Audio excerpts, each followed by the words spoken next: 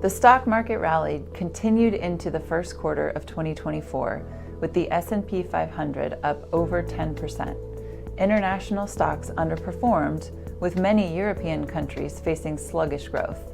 China, the largest emerging market country, is facing a slump in real estate and exports, which has weighed on equity performance for the group. Bond market indices notched small losses as rates rose throughout the quarter.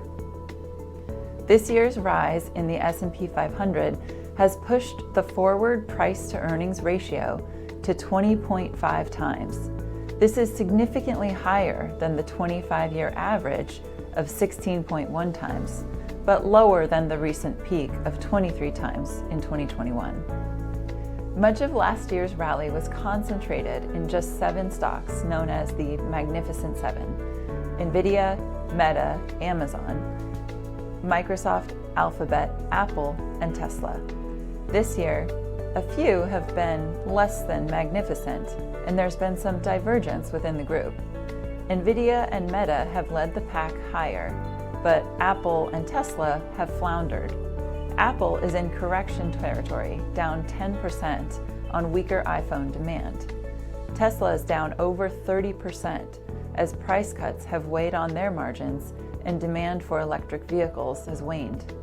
The underperformance of Apple, Tesla, and to a lesser extent Alphabet has turned the Magnificent Seven into the Fab Four. Despite the divergence in the Magnificent Seven, the S&P 500 remains highly concentrated. The top 10 stocks in the S&P 500 account for over a third of its market capitalization, exceeding the concentration peak last seen in the dot-com bubble. The U.S. Consumer Price Index, or CPI, hit a peak of 9% in 2022 as supply chain issues, unprecedented fiscal stimulus, and a shift in consumer spending from services to goods throughout the pandemic drove prices higher. The unsnarling of supply chains and interest rate hikes have helped lower headline inflation to about 3%, but this is still higher than the Federal Reserve's target of 2%. Core CPI, which excludes the volatile food and energy categories, is even higher at 3.7%. Part of the reason that core inflation has been so sticky is the tightness of the labor market. Unemployment initially spiked during the pandemic, but has since come down to under 4%, near record lows. For now, jobs are relatively easy to come by, and wage growth has been healthy, which continues to drive consumer spending. Nonetheless, there are some signs of cracks forming in pockets of consumer behavior, notably in higher delinquency rates. Many people refinanced mortgages at rates below 3% in 2020 and 2021, and so mortgage delinquency rates are low. Student loan delinquencies are also still registering as low, given that the student loan repayment moratorium was only recently lifted, and some student loans have been forgiven. However, auto loan and credit card loan delinquencies are on the rise, and in fact now stand above pre-pandemic levels. This disproportionately affects lower income families and is concerning given that credit card debt rates now exceed 20%. During the pandemic, personal savings rates spiked as consumers were forced to reduce spending on travel and dining out. This was followed by 2 rounds of stimulus checks, which further padded consumer pockets. Since then, much of these excess savings have been spent. The first wave of spending was on goods during the lockdown, and the next wave was a period of revenge spending on experiences such as concerts and travel. The amount of excess savings has been challenging to accurately calculate, but estimates show that more than half of the savings from the pandemic has been spent. Theoretically, if this pace of consumer spending keeps up, the savings will eventually run out.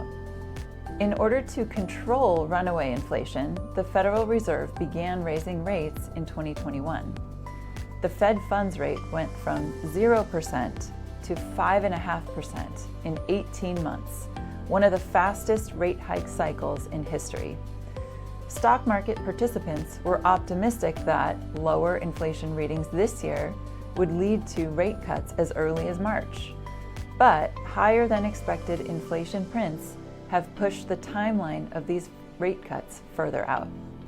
At the start of the year, the market was pricing in 6 rate cuts for 2024. Recently, those expectations have been moderated alongside hotter inflation data. And so the market is now only pricing in 2 cuts. The strength of the U.S. economy now has some questioning whether we see any rate cuts at all this year. We are now 1 year beyond the banking crisis that brought down Silicon Valley Bank and First Republic, but those problems have not gone away completely. Unrealized losses on bank balance sheets remain at concerning levels.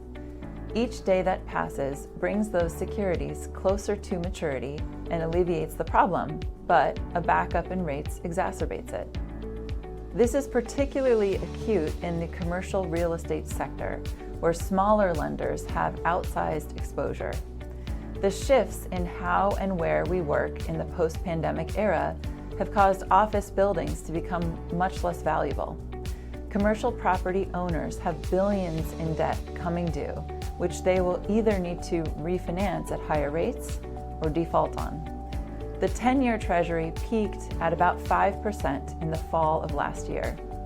As rate cut expectations gained momentum, it fell to 3.8% around the start of this year.